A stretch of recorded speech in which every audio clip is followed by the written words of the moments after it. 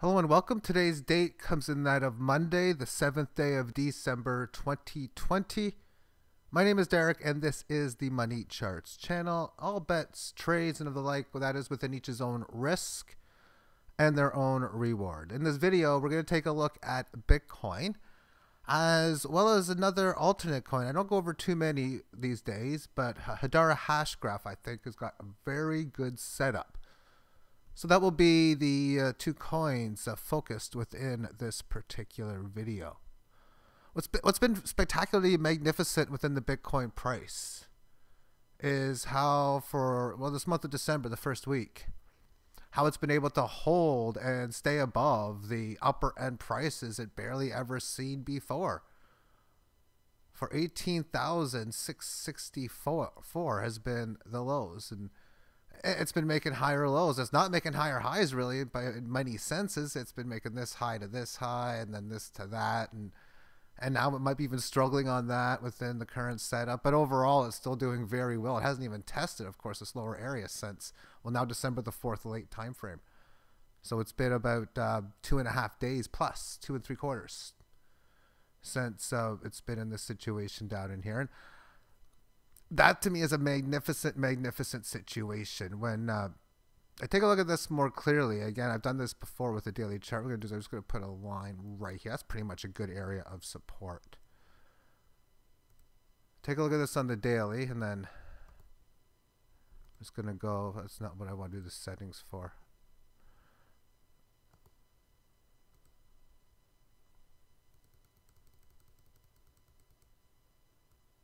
And quite frankly, I need to go with the weekly to do this. Yeah, because what I want to do is I just want to put that line up, and and I want to set it up so that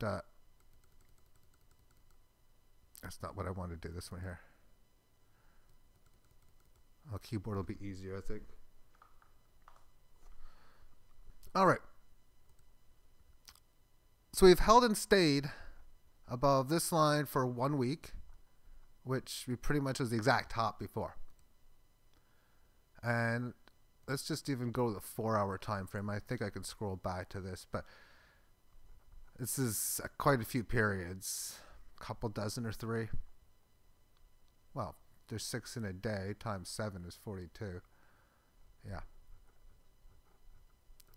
Let me scroll back. And I haven't done this yet to see. I gotta think that the 4-hour is going to allow me to go back to the end of 2017. If not, I'll have to just look at it with the daily and just see the pierces. And yeah, so that's in January. This high, of course, never got there. I'm going to pause the tape and just go show it on the daily time frame.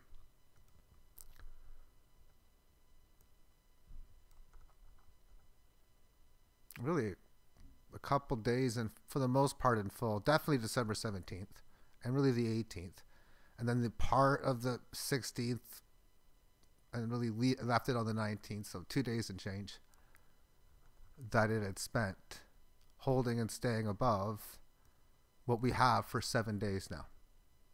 So in that sense alone, I think that is a fantastic situation. If it can just grind at this extreme low volatility, I mean, that's like, I was expecting, as I mentioned before, really the 3 scenarios. It's going to grind at this level one way or another. We're going to have some sort of correction, and the correction comeback area is between 10,500 up to about 13 or so. And maybe a small correction that comes like maybe down to 15, you see a little bit, but that would generally be mostly part of a grind play, or we'd get no resistance at all. And amongst this here, that still can be in play. We've only had a few days in here. If we lift off from the 18 down here and all we get is just a little bit here, the small price down on the lows, then we break above it, support it for a few days, and then leave it, that's not much time. And that's only on the daily. Here on the weekly, well, now we've spent 1 full week grinding what was like several weeks in a row up, with like 3 really good weeks, and then a couple other pretty good secondary honorable mention ones, week ending October 26th and November 9th. But the good ones, of course, being 15% here, 12% there, and 13% there.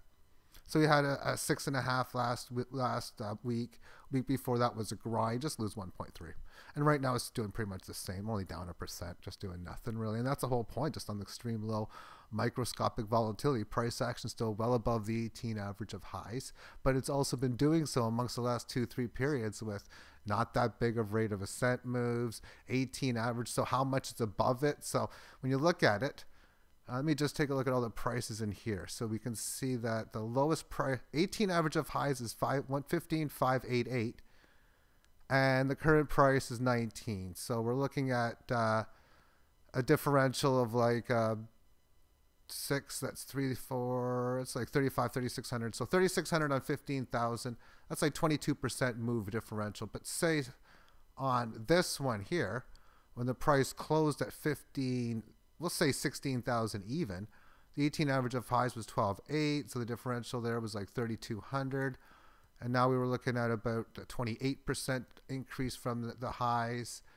So it's not really having any perpetual, like large rates of ascent. And this one, of course, would have been bigger, of course, with the price action getting up to like 18,977. So it's like 19,000 with the 18 highs at 13.6.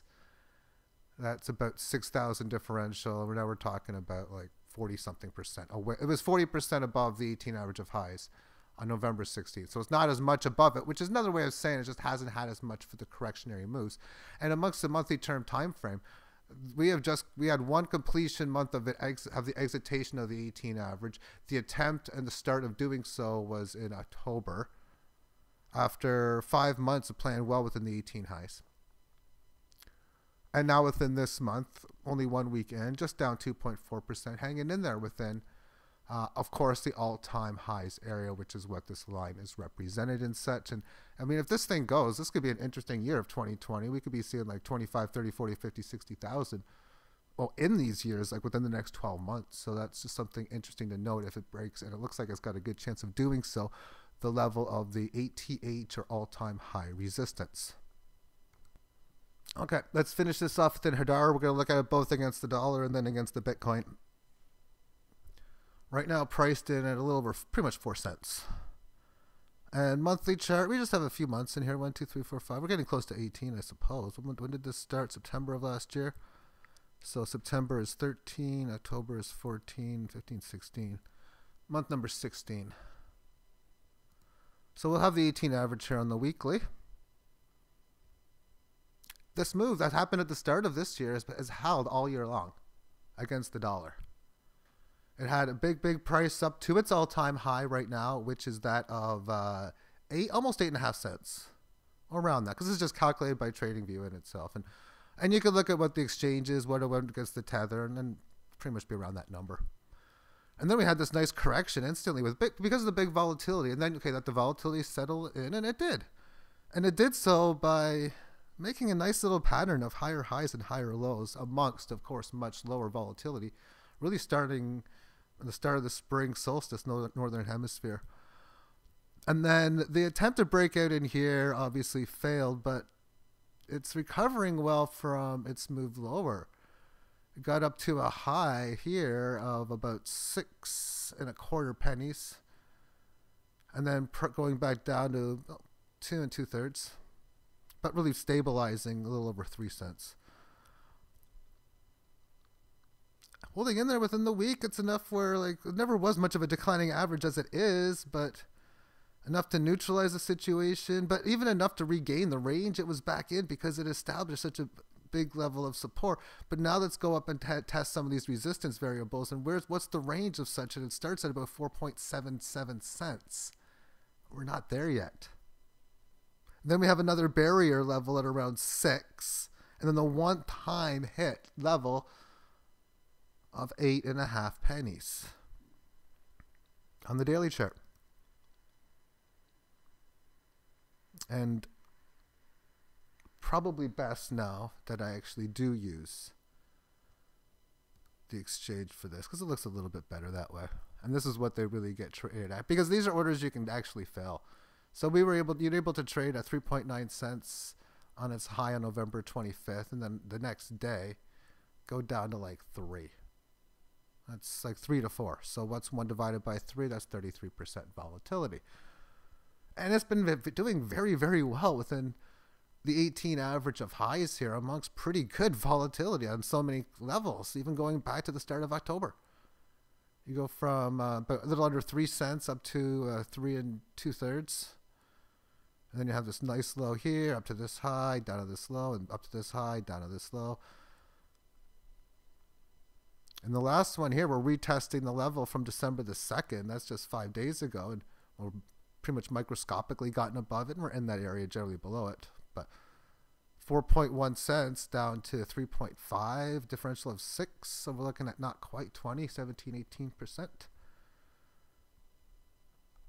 But as it goes, you can see in here, you've developed this support. And we've pretty much gotten past this resistance because it resisted it here once and twice more. But this is where it is now supported. It's stating that it's ready to basically move on to a next level. And when I talk about 3 little bears, a move not too big, not too small, well, that's a move that's too small. This high compared to this high. But that doesn't mean that's going to be what the high is going to be. And it's looking like that's the case because of how well it's been successfully keeping the uptrend lines. And at good rates of ascent at that intact and the higher lows. Thus the rate of the definition of trend, uptrend here in this case. So now we got this empty space from the 6 cent high. And these are the Fibonacci levels that I'm going to calculate some fib here. The high is 6.176 cents. So I'm just going to go, I just put 617 for 617 pennies as the high. So we have a low in here of 2.77 pennies. So I'll put 277 in here. So 617 divided by 277 to the exponent of those 4 numbers that you can see. If you're curious about the up target, that number is 1.618. And the down target is negative 0.618. So 335, it would have done nice to get above. So let's take a look at 376. So it's gotten above that. Yeah, so 376 represents this general area of resistance in here. And it really pierced below it the first time, but it's telling me now within fib that within this move here and coming back that we're ready to make a play next to the key level of 61.8. And the 61.8 number comes in at 454. And like I stated, it's got to go a little bit further, it looks like. This thing does seem to have what I think is, this is a conservative number, I think, going to like 454 on 4. That's a differential of like 12 or 13%. But, and then we'll take a look at the shorter term. I want to go for more Fibonacci here. But 1 hour time frame to me is looking very, very spectacular. It looks even... I think it looks even a bit better against Bitcoin, which we'll look at in a bit. But before doing such, the Fibonacci that I really want to look at is the Fibonacci from this low to this high. So the high here is 830 pennies. Okay. So 830 divided by this low of 1.16 cents. So 830 divided by 116 to the root of all those numbers. Multiply 116 gives me this following numbers. Very first number, how did 1.85 do? Well, this was its support right here. And I'm just going to put the numbers in there. Maybe look back at the 4-hour time frame just for something to do. And I haven't done this yet because that's usually the way it is with these videos. Some things I have planned. And in fact, I even really planned the dollar. I did plan the Bitcoin chart. But I was thinking of doing the video. Why not do the dollar first, then we'll show against the Bitcoin? But I mean, yeah, the Bitcoin on the hourly time frame I love. And I bought a bunch more recently. And this is like days ago. I'm glad I did. The 38.2 is 246. Ish area, so that's just that works out well. Anyway, it didn't even pierce, didn't even hit that number. That's cool. And then we have 391, which is where we are now, basically. We're piercing above it.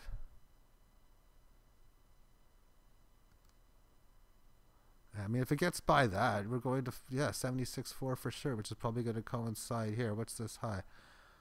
This high was 617. I mean, it just makes sense. Well, 522 kind of, yeah, still does. I mean, might sound like it's way higher, but it's not really. In fact, it's kind of odd. That was a major pierce less. That doesn't happen too often. That doesn't happen often. I mean, right here. I mean, but then a lot of times you could say in the end it pierced extra. But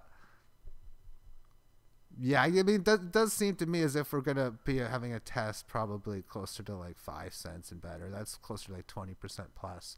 So you get to that first level, that 12% gain point. That would be like, to me, a short-term probability level of resistance. Maybe the best it'll do is come back to where we are now at 4 if it does such. And now let's take a look at, oh, silver's up 2.3. What the heck's going on there? Let's take a look. This has got to be new because when did I last look at this? Like, has been a while, but not that long. Yeah, I have started at like 9th. Oh, I got it before. Looked at it before. Would have been before 9:30. Sweet deal. And I like how it's doing that at support. That's cool. I'll make a video later about that. Gold's up 1.65%. T-Fuel's up 14. To me, is this an indicator that Theta is going to go up higher? Is there something going on with T-Fuel? People like, I mean, I know Theta is going to go up. I'm talking about like a short-term trade. That used to be the case, but back in the days when Theta was like 1,400 and 1,200 just to Satoshi. Now, if you see T-Fuel have a good move like this, like a 14% move, and Theta doing not much like it is, it's like, okay, get your Theta. It's going to go up in the next several hours and days or whatever. We'll see what happens in here. Anyway, wow. Silver on the move. I like the setup on the hourly, as I'm mentioning. It broke out here at the 21-hour stamp yesterday, and how it's been holding ever since. It got up to this high here of 215, and currently in the previous hour got up to like 214, so it pretty much hit it.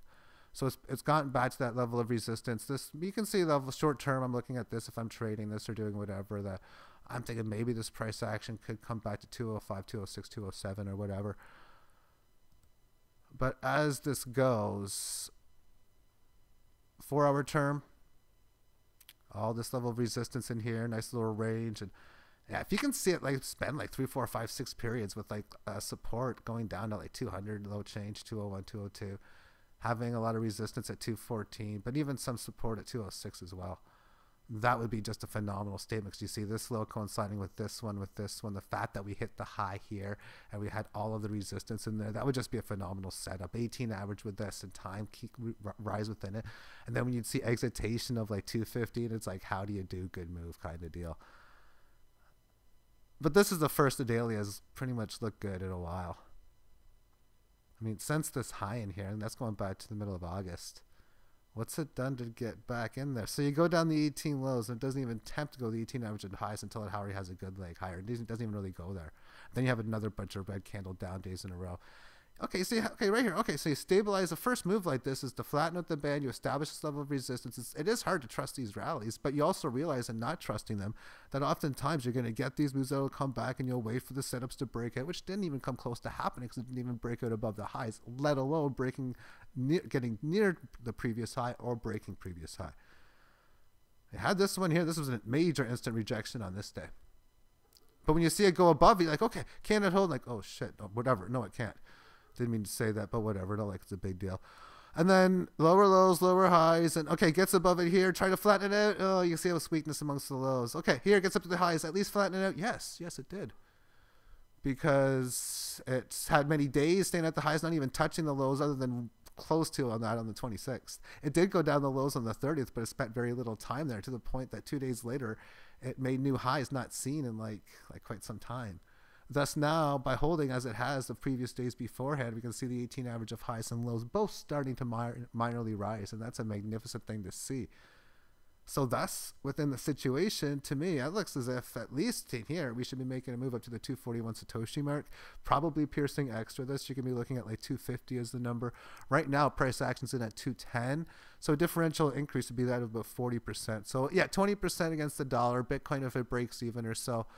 Wouldn't be a surprise if that's the case. We see the 241 hit within the next couple of days or so as a possibility. For me, I'm not going to be doing any selling of it until it at least hits towards that area. And I did do a bunch of buying beforehand, as I've been just getting in and out of a bunch of coins because of the whole Bitcoin, I'm getting a Dash, PivX. I haven't even got out of really any of that yet. Got out of Coin, but I bought into coins like Hedera, bought into Ripple, bought into Tezos mainly. And then of course I filled in a lot of Theta trades that I normally would have anyway. But I really didn't add extra Theta. I already had such a good, and I have such a good amount as it is anyway, that I don't really need to. So that has been part of the strategy. But for me, it's just that's part of my portfolio. Of course, with silver, which is having just a great day. Silver is today, 2.4% up. That is just magnificent. Let's just take a look at gold against the Bitcoin against the gold, just for something to do.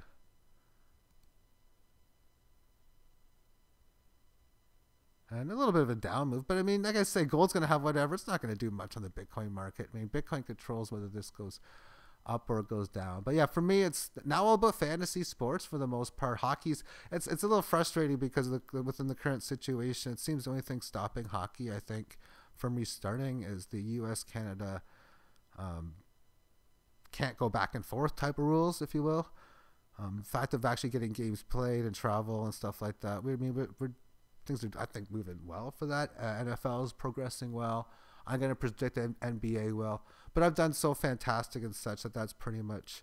what I've calculated today is that I've paid both DraftKings and rake fees, as well as United States government and taxes, that of between like around $35,000 this year, which is a pretty interestingly decent number. And then for rake back, it's not compared to that, it's a very low number, but... there's a lot of rake in those types of games where you can play like it's 18.9%, I guess, because it's an 1,000 player game for $1. It'd be 1,189 people actually for $1,000 prize pool, which means they pocket 189.